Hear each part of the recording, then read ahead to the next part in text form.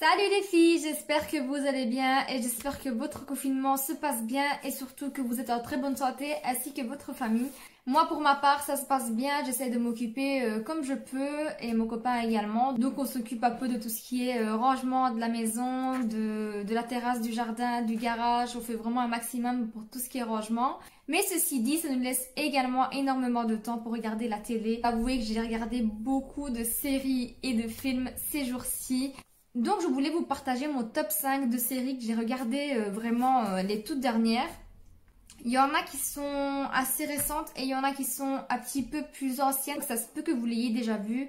Mais si vous ne l'avez pas vu, n'hésitez pas. Franchement, c'est des séries sur lesquelles je n'aurais jamais juré. Et au final, je les adore en fait.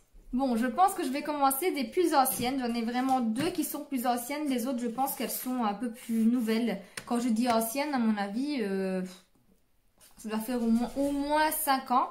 Peut-être un peu avant aussi, mais c'est plus ou moins ces alentours-là. Donc moi, je n'ai jamais été fan de séries. Je m'engageais vraiment pas à regarder une série parce que après, une fois qu'on commence, on sait bien, on sait plus s'en empêcher. Il nous faut la suite, la suite, la suite. Et je n'étais pas vraiment dans ce trip-là. En plus, quand je travaille et tout ça, je n'ai pas envie de me poser pour regarder une série. Je m'occupe vraiment de mon temps qui me reste pour faire ce que j'ai à faire chez moi. Donc la toute première série que j'ai regardée, j'étais encore chez mes parents et je l'ai regardée avec ma soeur et ma maman. Et c'est la série Vampire Diaries. Moi, je ne sais pas parler anglais, ne m'en voulez pas. Je pense que ça se dit comme ça. Bref, voilà, couper court, c'est Vampire Diaries. Vous écrivez ça sur votre barre de recherche et je vous assure que vous allez tomber tout de suite sur la série. Je suis vraiment, vraiment nulle en anglais. Ça ne changera pas. Donc cette série, quand j'ai commencé à la regarder, j'avais déjà vu un épisode, plus ou moins, un épisode ou deux quelques années avant.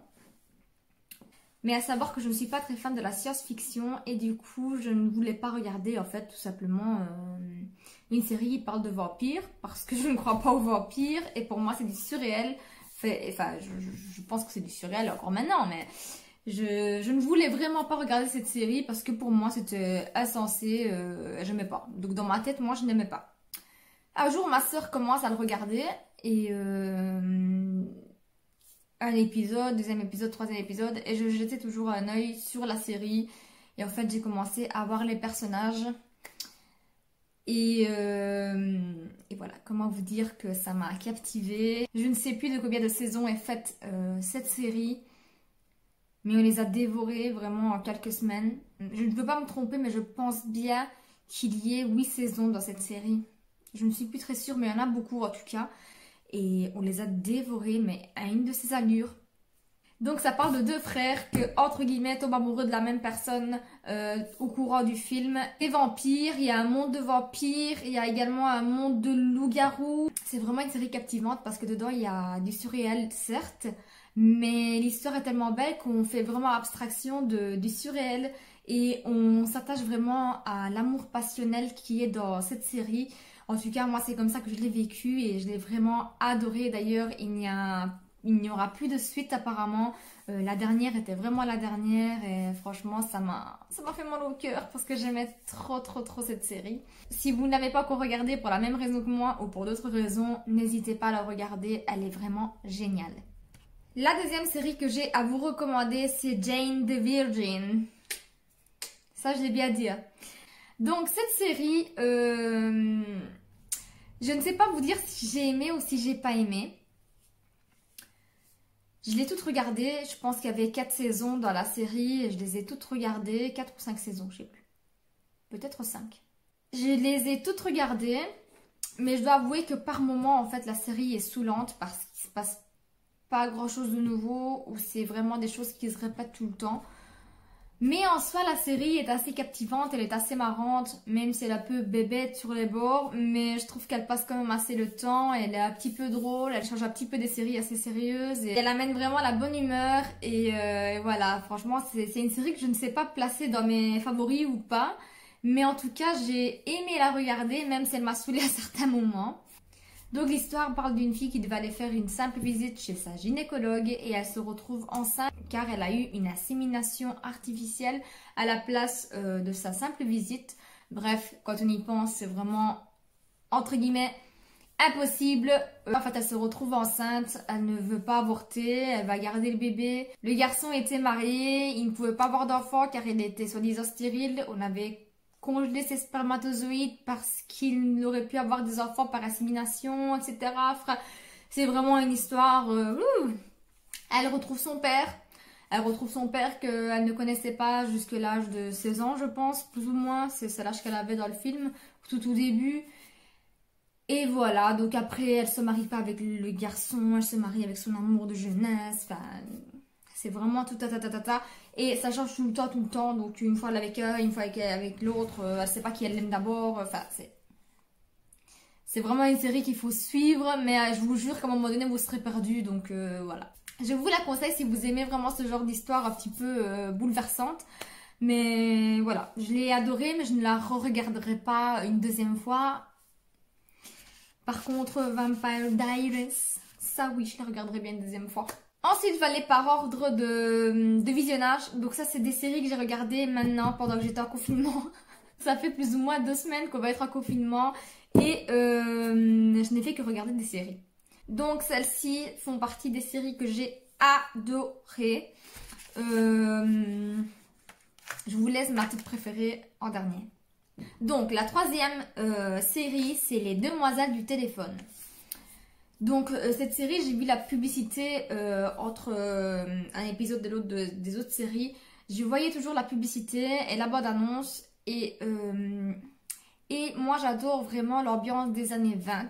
Et les années 20 sont les années qui sont vécues, on va dire, dans le film. Donc le film se passe dans les années 20 plus ou moins.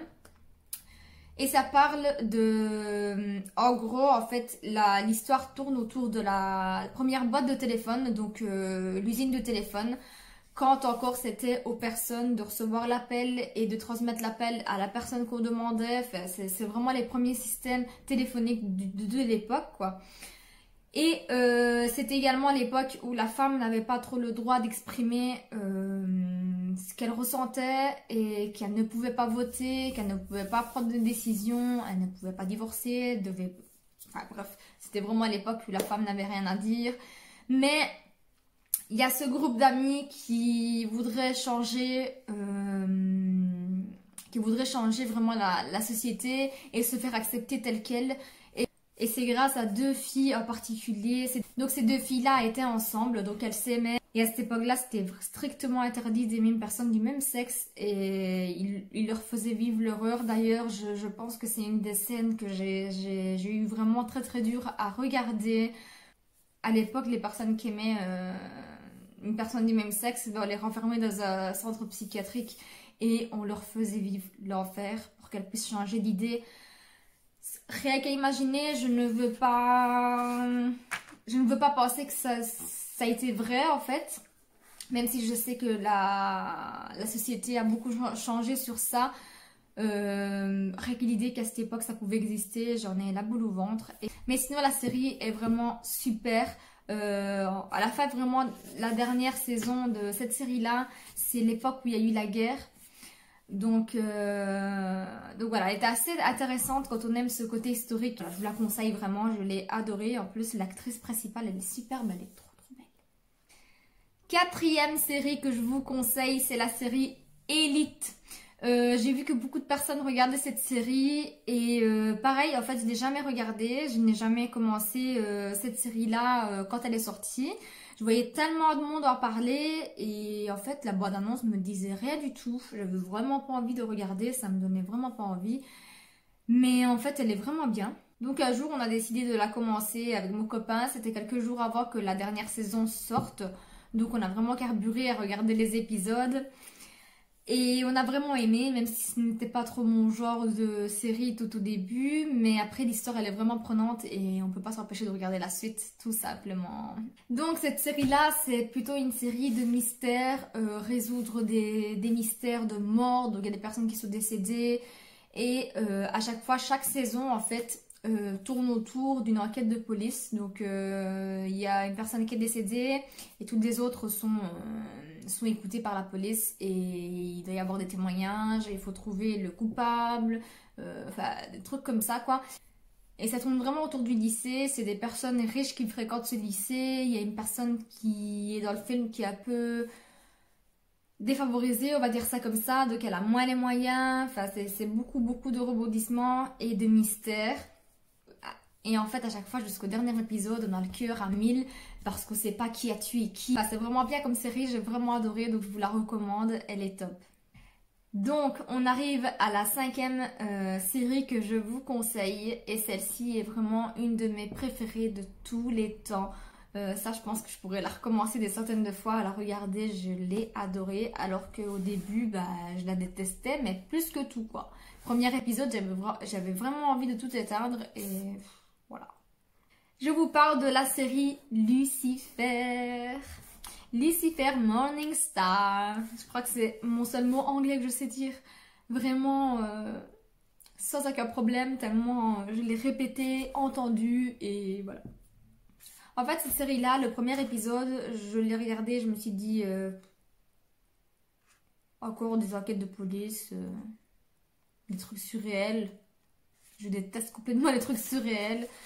Et je n'avais vraiment pas envie de regarder un truc qui parle du diable. Enfin, pour moi, c'était... Voilà quoi, c'est pas trop mon trip de regarder ces trucs-là. Donc j'étais posée sur mon divan, je regardais mon téléphone. De temps en temps, je jetais un œil sur la télé, mon copain dormait. Et en fait, il y a l'épisode 2 qui s'est enclenché, le 3e. Je jetais toujours à petit œil, mais jusque quand en fait j'étais tellement captivée par l'acteur principal que, laissez-le-moi dire, c'est une bombe. Je pense que j'ai commencé à regarder vraiment la série quand je l'ai bien regardée en fait. Et donc dans la série, il incarne le rôle de Lucifer. Lucifer est le diable sur terre. Donc je vais vous raconter en grandes lignes plus ou moins ce qui se passe dans la série. Je ne veux pas trop vous en dire parce qu'elle est vraiment géniale à aller regarder, donc n'hésitez pas à aller la voir. Donc dans le film, Lucifer incarne le diable sur terre. Donc c'est comme si le diable s'était échappé de l'enfer, entre guillemets. Lui était le gardien de l'enfer et s'est échappé parce qu'il en avait marre de faire cette vie-là. À savoir que Lucifer n'a pas toujours été un diable. Je parle toujours du film, bien sûr. Et donc il fait sa vie sur terre, il a ses pouvoirs magiques, il a ses ailes, enfin c'est vraiment du surréel. Mais il a un aspect humain également. Donc il peut vraiment se transformer quand il veut. Et en fait, au fur et à mesure des épisodes, il découvre une passion pour travailler avec la police. Donc il aime bien collaborer avec la police pour résoudre des enquêtes. Donc lui, vu qu'il a des pouvoirs, il a d'autres façons de rechercher des meurtres, de trouver le coupable, etc. Donc il aime bien collaborer avec la police. Et également, il y a son frère qui est un ange, lui, qui est également sur Terre, qui essaie de le ramener en enfer pour qu'il aille veiller sur les portes de l'enfer dans le film.